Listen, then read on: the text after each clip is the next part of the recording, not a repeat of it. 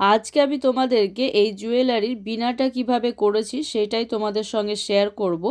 শুধু বিনাটা এই কারণেই করছি যে যদি সবগুলোই কালার এক ভিডিওতে দেখায় তাহলে ভিডিওটা অনেকটাই লেন্দি হয়ে যাবে, যেটা তোমাদেরও বিরক্তি কারণ হতে পারে। তো সেই জন্য আমি শুধু বিনাটা এখানে কালার করা দেখাবো। তো প্রথমেই দেখো ব্রাউন কালারটাকে আমি একদিকটায় দিয়ে দিয়েছি, আর সামনের দিকে আমি গোল্ডেন যে ইয়েলোটা রয়েছে সেই ইয়েলো কালারটাকে দিয়ে দিয়েছি। ব্রাউন এবং ইয়েলোর সঙ্গে হালকা কালারটাকে আমি মিশিয়ে নিলাম, একদিকটা ডিপ এবং একদিকটা হালকা করেছি।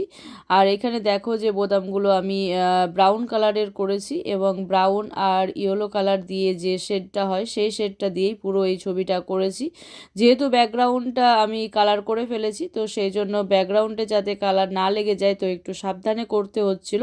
তারপরে দেখো যে বিনাটাকে আরও একটু সুন্দর করার জন্য আমি হোয়াইট কালার দিয়ে একটু ডিজাইন করে নিচ্ছিলাম, যাতে বিনাটাকে আরও একটু ভালো লাগে। তো যাই হোক, কথা বলতে বলতে বিনাটা প্রায় কমপ্লিট হয়ে গিয়েছে।